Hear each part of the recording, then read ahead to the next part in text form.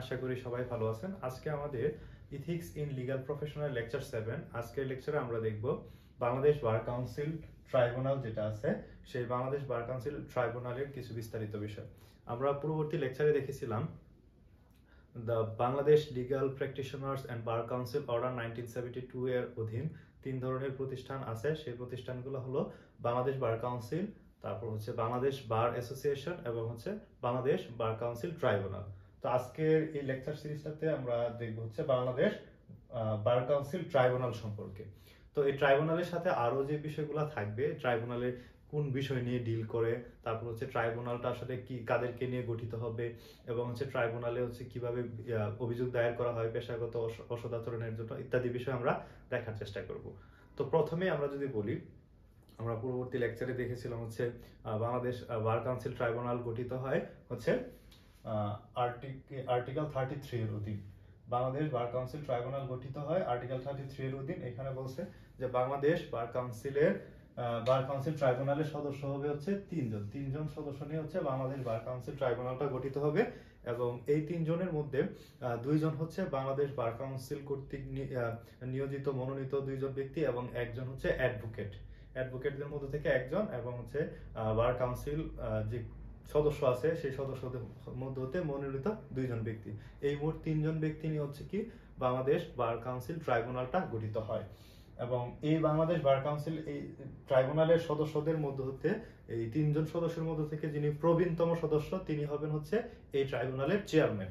তিনজনের মধ্যে যিনি হচ্ছে প্রবীণতম সদস্য তিনি হচ্ছেন এই বাংলাদেশ বার কাউন্সিল ট্রাইব্যুনালের চেয়ারম্যান। আর বাংলাদেশ বার কাউন্সিল ট্রাইব্যুনালে হচ্ছে বাংলাদেশ অ্যাটর্নি জেনারেল যিনি আছে ওনার কোনো পোস্ট বা পদাধিকার কোনো কিছুই নেই। এখানে আরেকটা বিষয় হচ্ছে কি যে বার কাউন্সিলের সচিব যিনি আছেন, বাংলাদেশ বার কাউন্সিলের যিনি সচিব উনি হচ্ছে ওনার পদাধিকার বলে হচ্ছে ট্রাইব্যুনালের সচিব হবেন। মানে বাংলাদেশ বার কাউন্সিলের যিনি সচিব উনি অটোমেটিক্যালি ওনার পদাধিকার বলে এক্স অফিসিও হচ্ছে কি হবেন বাংলাদেশ বার কাউন্সিল ট্রাইব্যুনালের হচ্ছে সচিব হবে। ঠিক আছে।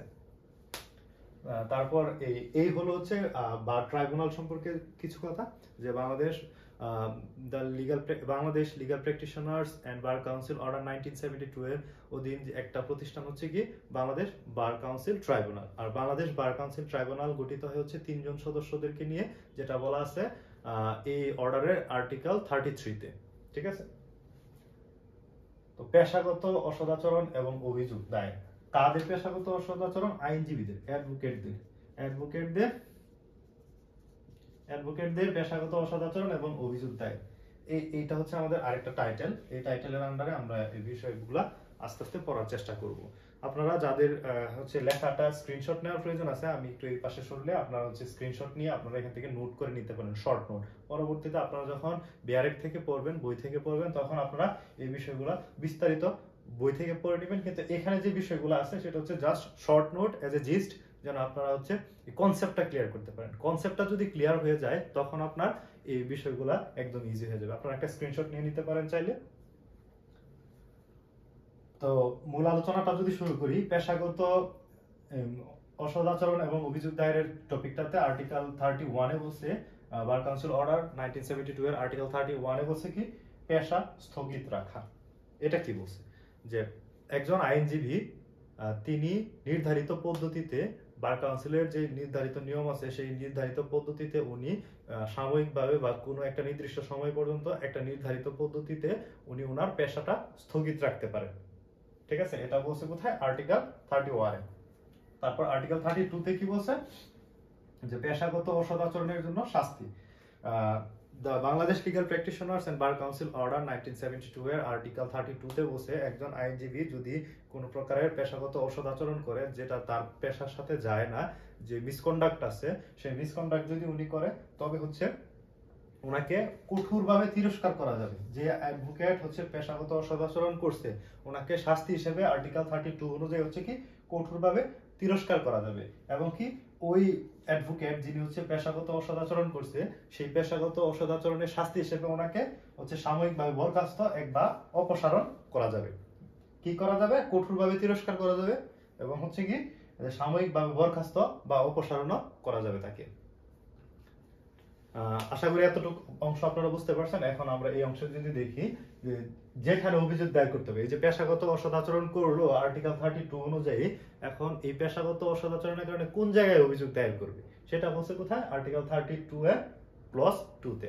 এখানে বলছে কি যে পেশাগত একজন আইনজীবী, কোন একজন আইনজীবী উনি যদি কোনো প্রকারের পেশাগত অসদাচরণ করে থাকেন, তবে তার কারণে হচ্ছে এই প্রথমে অভিযোগ দায়ের করতে হবে কোথায়, বার কাউন্সিলে অভিযোগ দায়ের করতে হবে। ঠিক আছে, কে অভিযোগ দায়ের করতে পারে, যে কোনো ব্যক্তি অথবা আদালত অথবা বার কাউন্সিল নিজে হচ্ছে অভিযোগটা করতে পারে, নিতে পারে। হ্যাঁ, যে কোনো ব্যক্তি, আদালত অথবা বার কাউন্সিল নিজে। আর যদি কোনো ব্যক্তি এবং আদালত অভিযোগ দায়ের করে একজন অ্যাডভোকেটের এগেইনস্টে যে তিনি হচ্ছে প্রফেশনাল মিসকন্ডাক্ট করছেন বা পেশাগত অসদাচরণ করছেন, তখন সেই অভিযোগটা প্রথমে পাঠাবে হচ্ছে কোথায়, বার কাউন্সিলে। তো বার কাউন্সিলে অভিযোগটা পাঠানোর পরে আমাদের যে বার কাউন্সিল রুলস 1972 আছে, সেই রুলসের রুল নাম্বার 75 এর বি অনুযায়ী হচ্ছে কি এই অভিযোগটা হচ্ছে বার কাউন্সিলে দায়ের করা হয়েছে আইনজীবীদের এগেইনস্টে, যে আইনজীবী হচ্ছে প্রফেশনাল মিসকন্ডাক্ট করছে, পেশাগত সদাচরণ করছে, তার বিরুদ্ধে যে অভিযোগটা দায়ের করছে বার কাউন্সিল, তো এই অভিযোগটা গ্রহণ করবে কে, বার কাউন্সিলের একটা বডি আছে। ঠিক আছে, আমরা পরবর্তী লেকচারে পড়েছিলাম যে বার কাউন্সিলের আরো কতগুলা কমিটি আছে। সেই কমিটির মধ্যে একটা কমিটি হচ্ছে কি কমপ্লেইন এন্ড ভিজিলেন্স কমিটি। হ্যাঁ, এই যে বার কাউন্সিলের কাছে যে অভিযোগটা দায়ের করা হয়েছে সেই অভিযোগটা গ্রহণ করবে কে, কমপ্লেইন এন্ড ভিজিলেন্স কমিটি। বার কাউন্সিলের একটা কমিটি হচ্ছে কি কমপ্লেইন এন্ড ভিজিলেন্স কমিটি, সেই কমিটিটা হচ্ছে কি এই অভিযোগটা গ্রহণ করবে। তো পরবর্তীতে আরো একটা কমিটি আছে বার কাউন্সিলের, সেই কমিটিটা হচ্ছে কি এক্সিকিউটিভ কমিটি। এই যে কমপ্লেইন এন্ড ভিজিলেন্স কমিটি বার কাউন্সিলের দায়ের করা অভিযোগটা যখন গ্রহণ করছে, গ্রহণ করার পরে প্রয়োজনীয় পদক্ষেপ গ্রহণ করার জন্য পরবর্তীতে যে ব্যক্তির এগেইনস্টে হচ্ছে অভিযোগটা দায়ের করছে, সেই ব্যক্তির এগেইনস্টে প্রয়োজনীয় ব্যবস্থা গ্রহণ করার জন্য এই যে কমপ্লেইন এন্ড ভিজিলেন্স কমিটি আছে সেটা কার কাছে পাঠাবে, এক্সিকিউটিভ কমিটির কাছে পাঠাবে। কার কাছে পাঠাবে, এক্সিকিউটিভ কমিটির কাছে পাঠাবে। কেন পাঠাবে, প্রয়োজনীয় ব্যবস্থা গ্রহণ করার জন্য। তারপর আরেকটা বিষয় হচ্ছে মামলা সরাসরি প্রত্যাখ্যান বা নিষ্পত্তির জন্য ট্রাইব্যুনালে প্রেরণ। মামলা বার কাউন্সিল যে আছে একটা সংস্থা, বার কাউন্সিলের কাছে যখন অভিযোগটা দায়ের করবে, তখন বার কাউন্সিল কি করতে পারবে, আর্টিকেল 32 ক্লজ 2 অনুযায়ী হচ্ছে মামলাটা সরাসরি প্রত্যাখ্যান করে দিতে পারে। হ্যাঁ, অভিযোগ যে দায়ের করছে তার কাছে, সেই অভিযোগটা বার কাউন্সিল সরাসরি প্রত্যাখ্যান করে দিতে পারে। অথবা যদি সরাসরি প্রত্যাখ্যান না করে, তবে সেটা নিষ্পত্তির জন্য ট্রাইব্যুনালে পাঠাতে পারে। ঠিক আছে, ওই যে বার কাউন্সিল এক্সিকিউটিভ কমিটি যখন পাঠালো কমপ্লেইন এন্ড ভিজিলেন্স কমিটির কাছে, যখন অভিযোগ পাঠালো, অভিযোগ যদি গ্রহণ করে, সেটা আবার প্রয়োজনীয় ব্যবস্থা গ্রহণ করার জন্য কার কাছে পাঠাবে, এক্সিকিউটিভ কমিটি। এক্সিকিউটিভ কমিটি চাইলে সরাসরি প্রত্যাখ্যান করে দিতে পারে, অথবা সেটা হচ্ছে বার কাউন্সিলের যে ট্রাইব্যুনাল আছে সেই ট্রাইব্যুনালের কাছে পাঠাতে পারে বিচার করার জন্য এবং অভিযোগটা নিষ্পত্তি করার জন্য। কোথায় পাঠাতে পারে, বার কাউন্সিল ট্রাইব্যুনালের কাছে পাঠাতে পারে। আর এই আইনের অধীন বা এই অর্ডারের অধীন অভিযোগ দায়ের করতে পারে কে কে, যে কোনো ব্যক্তি, আদালত অথবা বার কাউন্সিল নিজ উদ্যোগে অভিযোগ দায়ের করতে পারে। তো আজকের আলোচনা এতটুকুই। পরবর্তী লেকচারে আমরা দেখব হচ্ছে অভিযোগ দায়েরের পদ্ধতি সম্পর্কে, নিষ্পত্তির পদ্ধতি সম্পর্কে ইত্যাদি সম্পর্কে আমরা দেখার চেষ্টা করব। সেই পর্যন্ত সকলে ভালো থাকবেন। ধন্যবাদ সবাইকে।